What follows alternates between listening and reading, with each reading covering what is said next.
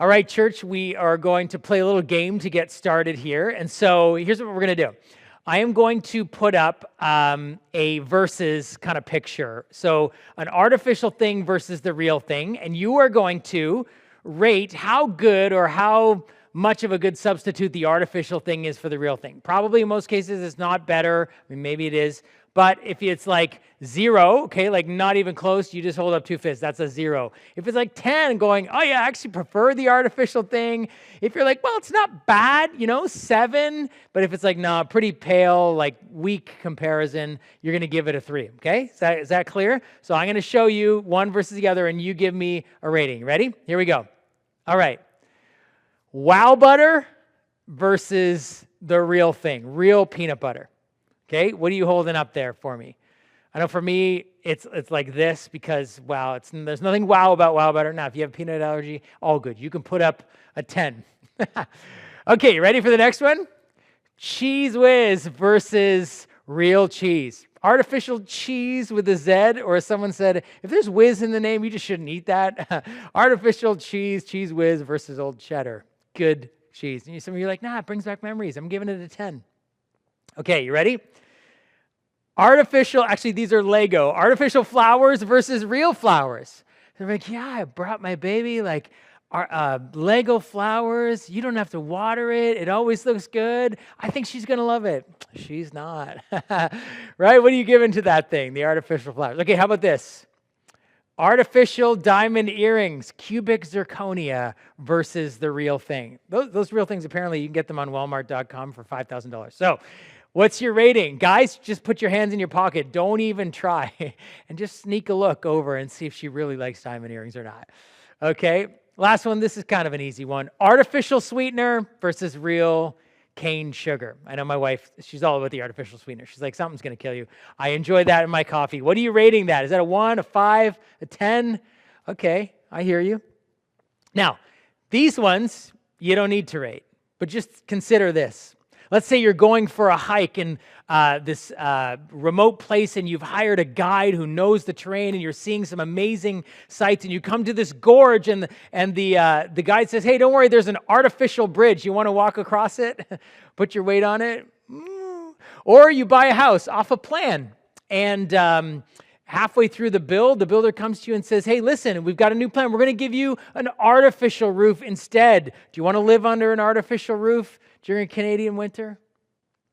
Or maybe you move into the neighborhood and a neighbor comes and says, hey, did you hear that the city has found this new plan for sustainable utilities? Our city gets artificial water. You going to drink artificial water?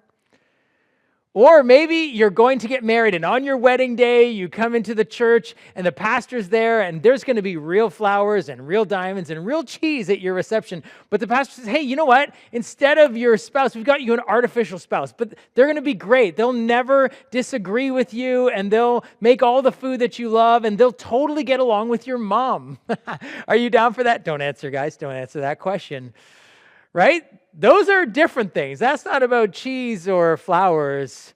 A bridge is something you put your weight on, and it got to hold you, otherwise you die. A roof is something that gives protection and security over your head, and you need it to come through. Love, something that you actually, a spouse that you actually want real love from. Those are very different kinds of things. And here's the truth. Those are things we don't want to settle for the artificial version of. The truth is, those are kind of fictitious scenarios for the most part. But every day, you and I are being invited to put our weight on, to put our trust in, to put our dependence on things that are a part of everyday life, but ultimately are artificial. Things that cannot actually hold our weight, that cannot actually give us security or love and protection. And here's what I mean. Have you ever had the experience of something that you depended on, that you were hoping for, that you were counting on, and it got pulled out from underneath your feet, or you found it actually couldn't hold you up? It crumbled, it fell apart, and you fell like you fell. You felt like you fell. Or perhaps something that you were counting on to protect you, to be there for you on a rainy day or in a time of need, wasn't. Or perhaps you lost something, a loved one, a job. You lost out on an opportunity. You lost a dating relationship. And you didn't just feel disappointed. You felt like you lost some or all of yourself, and now you don't even know who you are anymore. Or perhaps there was a person or a group of people that you were looking for love and acceptance, and you felt like you had it, but then they took it away. Or perhaps each time you looked for it, you felt like disappointed by it. We don't have enough time. I don't know everybody's situation, but we don't have enough time in the day or in the week if we were to actually sit and talk and share how every one of us in some cases, in some ways, through a season or a situation, or perhaps even today, has had an experience like that. Maybe you're coming in like that, feeling like the ground underneath your feet couldn't hold your weight, feeling like what you were counting on to protect you and give you security didn't, feeling like the things that you were expecting to give you a sense of love and acceptance did or don't anymore. We've all had experiences like that. And these aren't bad things. These are everyday things. These are the things of life. But in many ways, we find they become artificial, or they're not actually enough to deliver what we need from them. If I can say it this way, we might in some ways be tempted to make everyday things artificial gods. To take something that's a good thing and make it a God thing. Now, that might be surprising language to you. Maybe you're here and you're like, hey, I don't actually worship any God. I'm not really religious. I'm exploring faith. That's kind of why I'm here. What do you mean that I might be worshiping an artificial God? Or perhaps if you are a worshiper of the living God, like church faith is a big part of your life, you're like, what do you mean that there might be an artificial God or artificial gods in my life? And this is a conversation that I want to begin today, that it's possible for us, whether we are aware of it or not, to take sort of everyday things and look to them to deliver things that they can't actually deliver. And here's my hope and my prayer for you and for me, that if you have been in the past, or perhaps even are going through an experience where you have felt let down, where you have felt disappointed, where you have felt like the thing that you were counting on, putting your weight on, or the thing that you were counting on to protect you or cover you didn't come through. Or perhaps in a season of losing a little bit of your sense of identity, and I don't know who I am anymore because I've lost something. Or that the love that you're looking for maybe isn't there anymore, or isn't seeming to be delivering on the expectation that you have for it. That you would find a better or more sure place to put your weight, to put your dependence, to put your trust. Something that is real that you can count on. And for these next several weeks, we're going to actually unpack this concept, this idea that at first sounds a bit strange, but actually, as you'll find, is actually present for us in everyday life in so many different ways, no matter what your faith background is, whether you consider yourself a worshiper of God or not, that every one of us in a sense is invited or tempted to put our trust in an artificial God. And I want to begin today with a passage of Scripture that I think is one of them. It's a very simple one, but it gives us a picture, an image that ever since I read it, I haven't been able to forget it. It gives us a picture of what this possibility of artificial gods might actually look like in our lives. And then I want to use just one example for the rest of our time today that I think is one of the most common and maybe the easiest for us to understand this concept, but one of the most difficult ones to actually deal with. And so I'm going to read here from a passage of Scripture that comes from the longest prophetic book in the Old Testament. And it's from Israel's most famous prophet, Isaiah, talking to God's people about something that is happening all around them that they are completely unaware of as it relates to this whole artificial God thing. And he wants them to understand it. And so here's what he says and gives them an example. He says, "The wood carver cuts down cedars. He selects the cypress and the oak. He plants the pine in the forest to be nourished by the rain. Then he uses part of the wood to make a fire. With it, he warms himself and bakes his bread. Then, yes, it's true, he takes the rest of it and makes himself a god to worship. He makes an idol and bows down in front of it. Listen, he burns part of the tree to roast his meat and to keep himself warm. He says, that fire feels good. Then he takes what's left and makes his god, a carved idol. He falls down in front of it, worshiping and praying to it. Rescue me, he says. You are my God." Then the prophet gets really strong. "Such stupidity and ignorance. Their eyes are closed. They cannot see." In other words, you can't understand this. Their minds are shut and they cannot think about what's actually happening.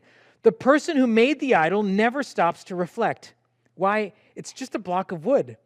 I burned half of it for heat and used it to bake my bread and roast my meat. How can the rest of it be a god? Should I bow down to worship a piece of wood? The poor deluded fool feeds on ashes. He trusts something that can't help him at all. Yet he cannot bring himself to ask, is this idol that I'm holding in my hand a lie? This is a fascinating picture of a wood carver taking a piece of wood, cutting it in half, using half of it to burn as in a fire to warm his hands and to bake his bread, and carving the other half into an idol and bowing down to it and saying, save me. This is a passage that is full of irony. And it highlights the temptation that we have to turn an ordinary thing, an everyday thing, into an artificial God. Now, this was something that would have been a common practice in Isaiah's day and the nations and the people of Israel around them, where people would take wood and stone and carve them into gods and actually worship them and build shrines and temples and things like that. Perhaps for most of us in the room, or maybe in your ancestry, but probably not in your everyday life, is this an occurrence. So you might dismiss this and going, oh, I don't do that. But I want you to think about the concept, because the concept is alive and well in our everyday life. Think about it. He says this carpenter takes this wood, this useful thing. It's a tool.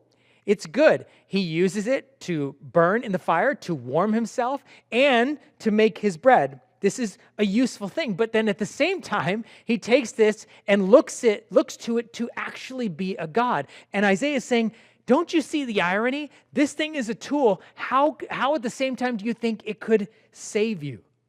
You are turning if I can say it this way, a good thing into a God thing. It's a tool. It's an ordinary thing in life, and it's very good to use for firewood, for heat, as a cooking implement. But why would you think it could also be a God that could save you? It's a powerful picture of the fact that we, though most of us aren't going to do this with a piece of wood or a piece of stone, are tempted, are invited to every day, and very common in our world, to take ordinary, everyday things and have God-like expectations for them. And the example that I want to use really for the rest of our time today, that I think is one of the ones that helps me understand and see this the most, and then sets me up to actually understand how I do this with so many other things. But the one I want to talk about today is money. Money is the primary tool of our culture. It is the thing we use and we make and we accumulate and we exchange it for goods and services. Is it a tool? It's a tool. And we use it for everyday life. It's literally the tool we use to warm our hands in our house and bake our meals. Don't tell me about gas appliances and all.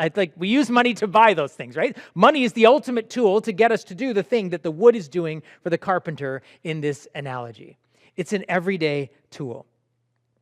But the truth is, we don't just use it. We trust it. We trust it. We depend on it. We look to it to do God-like things for us. It isn't just a tool.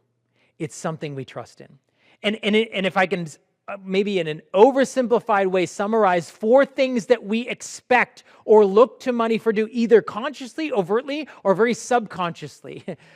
Something we don't even realize. And in fact, you can feel this in the passage where the prophet's like, guys, don't you see this? And so this is something we need to actually realize, is this tool that we use all the time is actually something that we look to deliver God-like things. These 4 things: identity, security, enjoyment, and control. We look to money to deliver those 4 things, something far more than a tool. Track with me just for a moment to see. And listen, here's the thing. We don't all use or look to money to do for us the same things in the same way. And it's often easy to see how someone else is, quote, trusting in money. Oh, they have a money problem. Easy to see that in other people's lives, harder to see it in our own lives. And this is not a rich or poor thing. This is a human thing. Every one of us has that, certainly in a culture in the West where money is the primary tool. And so track with me and see if you might find yourself in this. We look to money to deliver identity for us. Some of us would say, oh yeah, money, The more money you have, the more respected you are, the more respectful of a person you are, the more respected of a person you are. Some of us grew up in homes where, again, maybe this wasn't taught, but it was caught. Because we noticed that maybe family members, extended family, or uncles and aunts, or grandparents who made more money were considered more important. They were talked about with higher reverence. Or perhaps we cleaned the house more when they came over, or friends or people or from work who had more money. We treated them with more respect. And the subconscious, unconscious, or maybe even overtly stated belief was the more money you have, the more respect you have. That's an identity thing. Or perhaps some of us have a mentality, or we grew up in homes, because a lot of this comes from our upbringing, where we see things that money can buy as giving us a sense of status. And so the clothes you wear and the shoes you have and the cars you drive and the house you live in and the vacations that you're able to take and the things that you post about that you're able to do are about how other people see you. Maybe it's not about you feeling more respected, but what you think other people will see you as money forms a kind of identity. And even if we feel like we don't have a lot of money, right? This isn't just about how those rich people spend their money. This is how anybody spends money or thinks about money they don't have, is having a low view of yourself and a low identity because you don't have money. Money tempts us to believe that it can deliver a sense of identity. And we live in a world that's constantly reinforcing that. Secondly, we can look to money to give us a sense of security. And maybe this is the spender, saver thing, but those who perhaps easy to say, oh, those people who waste their money, all that stuff. I just save mine, and I like to count it. I like to see the numbers in the bank account go up. I like to see how much my retirement investments are achieving, and I'll do those retirement calculators, and what age could I actually retire? And some of us literally get a dopamine hit by checking in our bank account our investments and seeing them growing. That maybe is not about identity. It may be about security. That the more those numbers are, the higher that thing is, the more money I have, and the more investments I have, and the more I plan, the more I think about it, the more I'm going to be okay in the future. Again, some of us can come by this honestly.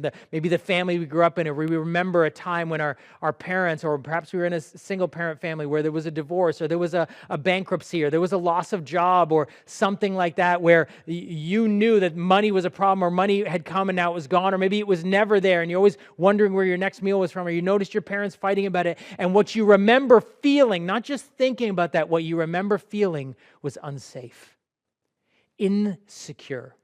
And so for you, money is the thing that helps you feel secure. And so perhaps you have a lot of it now because it makes you feel secure, or perhaps you're trying to get more because you feel insecure and you don't want to repeat those same mistakes or same situation in your family. It's not identity, it's a security thing that money is offering you. And can it be a good thing to plan and to diversify investments and making sure you're saving? Yes, but can it also become something that is a God that offers a kind of security as well? If not identity or security, perhaps for some of us, it's enjoyment. We're not all one of these. Maybe we're a combination of them. I know what it means for me. We did this survey actually last year at the beginning of the year. We did a series on money, and I did a survey on this. What does money mean to you? It means different things to different people. Identity, security, enjoyment. Perhaps you're one of those people that likes to buy nice clothes and go to restaurants and things, and you don't care. You never post it because you don't care what anybody thinks of you. It's not an identity. It's enjoyment. That's what you love to do. You love fine wine, or you love to travel, or you're a shoe guy, and so that's what you buy, or in leisure, or streaming services, or home theater, or whatever. That's for you. It's an enjoyment thing. And are any of those things bad? No. Is it bad to go on vacation? Is it bad to spend money that you have as long as you have enough to save or whatever? No, it's not bad. But perhaps we look to that to deliver a kind of enjoyment when we're battling depression, when we're battling anxiety, when we're feeling stressed at work, when we're feeling conflicted in our marriage, or we're feeling alone in our lives. Money promises a kind of enjoyment, a kind of escape, a kind of numbing out from everyday life. It's not just a tool that acquires goods and services. It's something that promises a kind of satisfaction. And then finally, money can also promise control. Again, going back to some of us who grew up in homes or places and situations of financial instability. Maybe we immigrated to this country. Maybe for whatever reason we lost a job or something like that. And we don't remember feeling unsafe. What we remember feeling is out of control. We didn't like the lack of agency. We didn't like the lack of control. We didn't like the instability. Some of us, it's like we like to know what all the numbers are, not because of security, but because I just like to know. And maybe that means we're really tight with our money, or we have to know where every dollar is, and we want to know what everyone else in the household is spending. Or perhaps when times are tough or whatever, we're feeling a sense of a loss of control, of instability.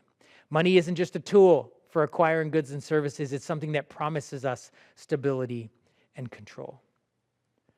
As I said to you, friends, this has nothing to do with how much money you have in the bank. It has everything to do with our emotions and our mind and our spirit and what money means to us. And the fact, like Isaiah says, don't you see? This isn't just something that you're using to acquire goods and services. This is something that you, in some shape or form, are expecting to save you. And he said there's something strange about that. And then it's a tool, but it's an artificial God. It's good as a tool. It's a lousy God. It cannot deliver. I want you to pause for a moment just kind of before we go on and talk about what that means for us or what kind of problems that might create. Just reflect. If you're honest with yourself and I'm honest with myself, I want to just give you a couple minutes. Which of these four things, identity, security, enjoyment, and control, do you unconsciously or consciously trust money to give you, or depend on, or expect that money will give you? Is it identity, like status or value or recognition or worth, or like if I have a certain job or get to the certain place, then I'm a worthy person, then I've made it, then I will have respect from others? Is it security, like a sense of safety or a nest egg or, a war chest or something for a rainy day? Enjoyment, right? For happiness and escape from stress or conflict or loneliness? Or is it control? To have a sense of agency or power or stability. We certainly live in a culture that says the more money you have, the more power you have. Just take 2 minutes. Which of these maybe one or two of these four is it for you?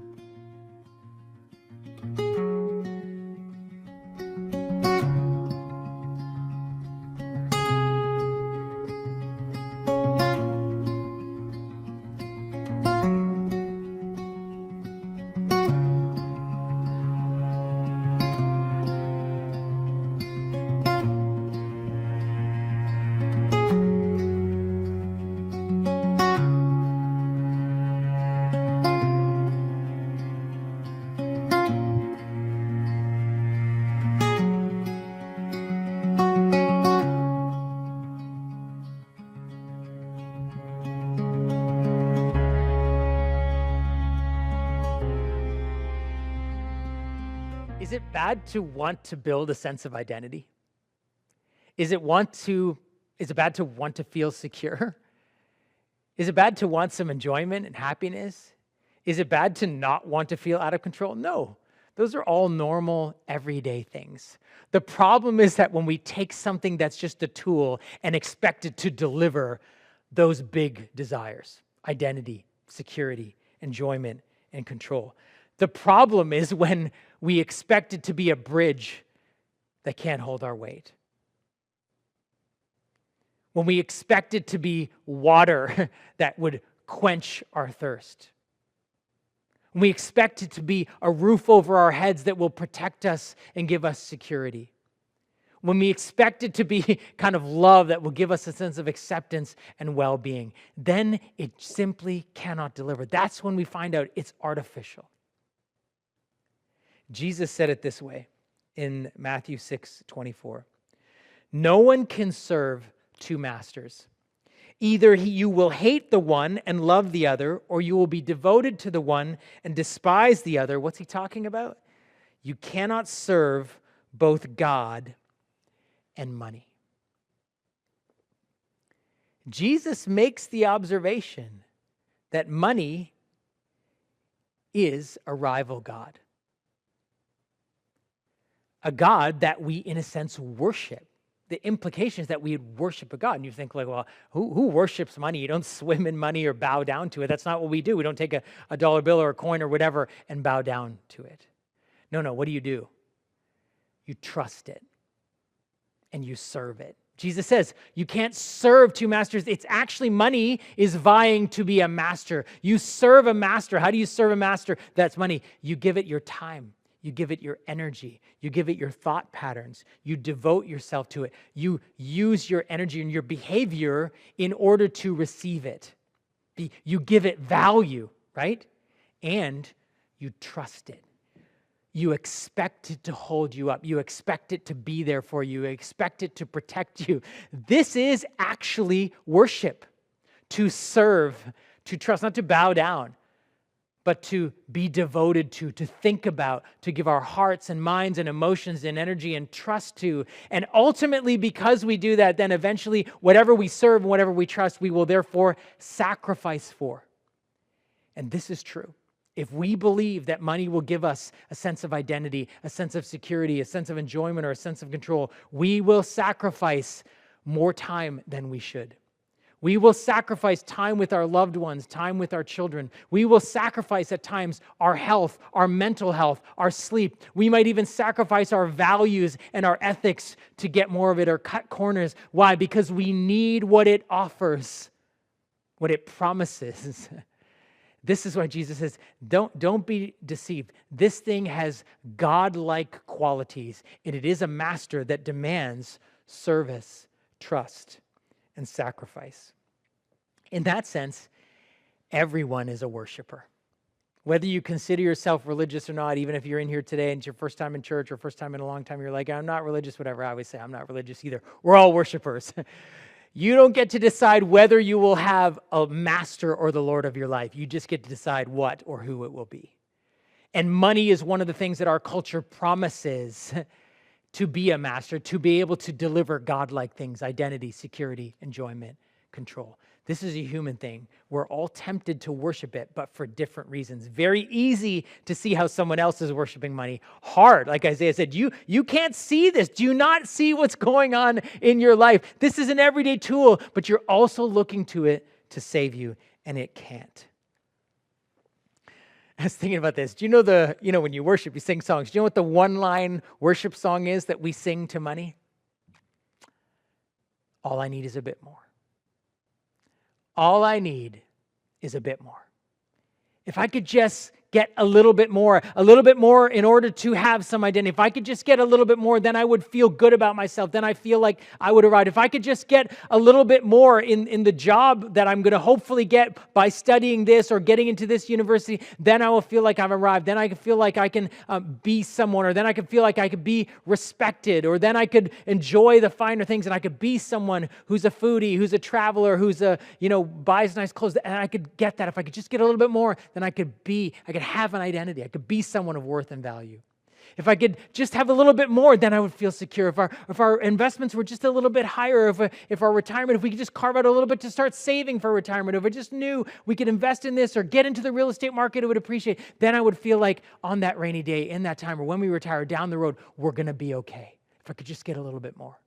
If I could just get a little bit more, then we could actually afford to go on vacation and we wouldn't have to stay at home, or I could afford to go out to eat more often. We could afford to build that home theater or put that pool in or buy that house or upgrade. Or if I could just get a little bit more, then I could be more happy. Then I could be more satisfied. If I could just get a little bit more, then I would have more control.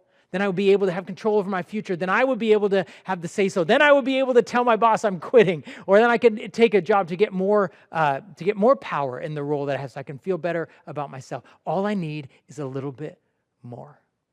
It's the one-line worship song we sing about money. But as Isaiah says to the people, don't you realize, he says, how do you not see that is what I'm holding in my hand actually a lie? I'm using it to acquire goods and services in one hand. Do I not realize as I look in the other hand that it actually is a lie? In other words, it cannot deliver. You know how we know it can't deliver? Because the more that you think you need, the little bit more, someone else already has that little bit more, and they're still saying, all I need is a bit more. There are people who have the amount of money and the salary and the lifestyle that you think you would make you happy, and they have it, and they still want more. They think it will make you, you'll feel good about yourself. You'll have that security. You'll have that enjoyment. You'll have the control, and they're still looking for it as well. And chances are this may or may not be true in your life, but it may be true that you actually have more money than you did 10 years ago. At the time when you thought if you could have a little bit more, and you have the little bit more, and you still feel all I need is a little bit more. It's an illusion. It's a lie. Money keeps making the promise, but can never quite deliver. And so and here's the thing, this is the part of the song we don't sing. Because all I need is a little bit more, then I keep sacrificing whatever this is, fill in the blank, to this God that offers me identity, security, enjoyment, and control. And so I sacrifice my time, and I sacrifice my health, and I sacrifice time with my kids, and I sacrifice my well-being, and I sacrifice friendships, and I sacrifice health, and I sacrifice my values to this God that offers a little bit more. When Jesus puts his finger on this problem, actually for a lot of the people who were listening to him didn't have a lot of money at all. And they thought if you had money, it meant you were blessed by God. And he says, actually be careful, money's a rival God. You can't serve both masters. You either need to serve me or serve money. The reason he says it is he knows what kind of a master money really is. It demands more and more and gives less and less. The reality is all of the statistics show that happiness increases as money increases to a certain point, and then it flattens out, and then after a while it starts to decline, and it gives less and less. The illusion of if I could just get a bit more, I would feel more, but you feel less and less and less, and you need to give more and more, and then you get less and less. Jesus knows what kind of a cruel master money is. It's a master that takes, it's a master that demands sacrifice, blood and sweat and tears and time and stress and sleep and energy. And Jesus, instead, is a different kind of master. He does not demand sacrificing our children. He does not demand sacrificing our mental health. He does not demand sacrificing our sleep. He does not take blood from us, as we celebrated a little while ago at Easter. He actually gives his blood for us. He is the one who offers himself as a sacrifice for us. Friends, and that's why Jesus is the only God worthy of worship. He doesn't need you to praise him. He doesn't need you to serve him. He doesn't need you to trust him, but you need it, and I need it. And here's what I have found, and I'm telling you this not just because I'm a pastor. I'm telling you this because I have experienced this firsthand. And the hundreds of people that I've gotten to know over many years of pastoring and in my friend group and in my family who have also experienced this as well. When you make Jesus your master, he gives you a very different kind of identity and security and enjoyment and control. The identity he gives you is love and purpose. Your identity is that you are loved by him, by God. That you are a child of God, just like Jesus is the Son of God. You get the same love that Jesus has from the Father. And you have a purpose in his kingdom and a reason for living. That's what you get. That's your identity, that you have love and purpose. And that instead of security that comes from having more and more, Jesus invites us to kind of find a kind of freedom in generosity. That the more we give, the more secure we actually feel. The enjoyment that Jesus offers is not pleasure that you can buy to escape from how difficult life is, but contentment with what you already have, that you don't need more. What you have is enough. And that even when you don't, that instead of control, he invites you into a relationship of trust. Trust, to be able to put your weight on, your hope on, your feelings, your emotions, to depend on him, that even when you don't have enough, you trust God to provide. Friends, look at that list. This is why we gather every week in church, to sing and to learn about Jesus and to redirect our lives to him over and over again. This isn't like, hey, go about your everyday life, and on Sundays, remember, love God too. It's like, no. Every day, like the prophet saying, every day we're tempted to take this thing that's a tool and turn it into a God, and it will never be enough. It will fail you, if not continually, eventually. The reason we come to worship is saying, Jesus, you're the only God that actually gives me identity, security, enjoyment, and control. And every week we gather to learn how we can wean ourselves off of the love and trust and dependence that we have on money to actually trust him. And when we can trust Jesus and put our weight on him and depend on him, then money becomes what it was supposed to be, just a tool. A tool to actually serve our purpose in the world. A tool to actually be used to love others. A tool for generosity. A tool to bless others. something that we can be open-handed with, whether we have a lot or a little, and actually have true freedom in our lives. And so here's what I want to invite you to do just as we close today. This whole passage, right, is the prophet is saying, hey, be honest.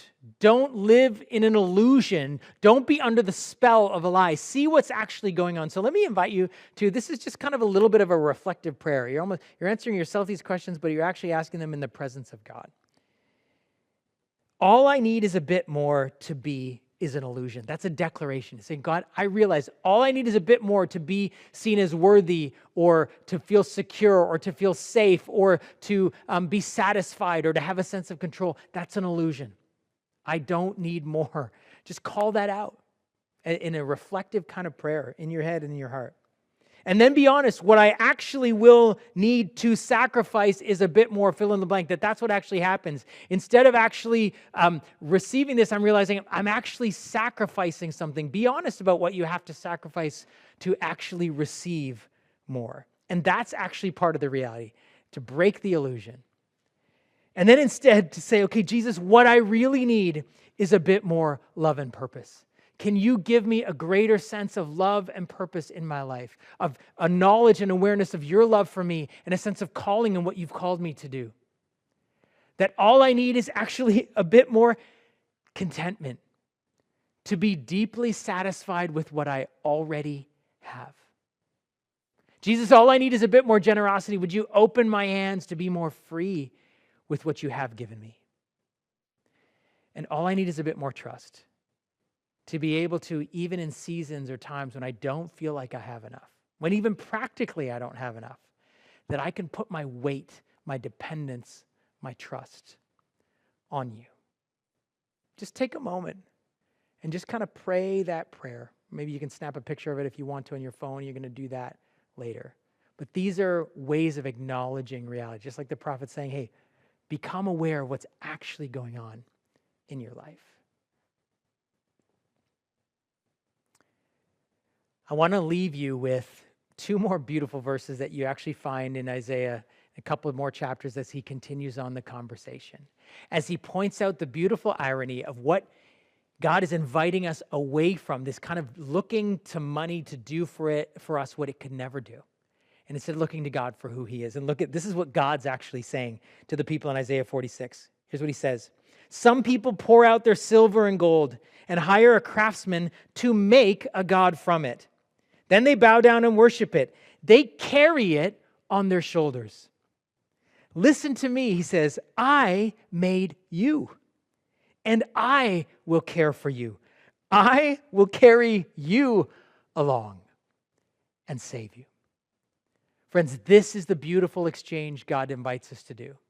He doesn't shame us for being tempted to trust in money for identity, security, enjoyment, control. He just says, hey, I don't want you to carry the weight of some God that's too artificial to actually deliver what you need. Instead, I want you to let me carry you. To put down the burden and the stress and the anxiety of looking to this thing to do for you what it can never do. And instead, allow yourself to be carried by the God who made you, who gives you what you need.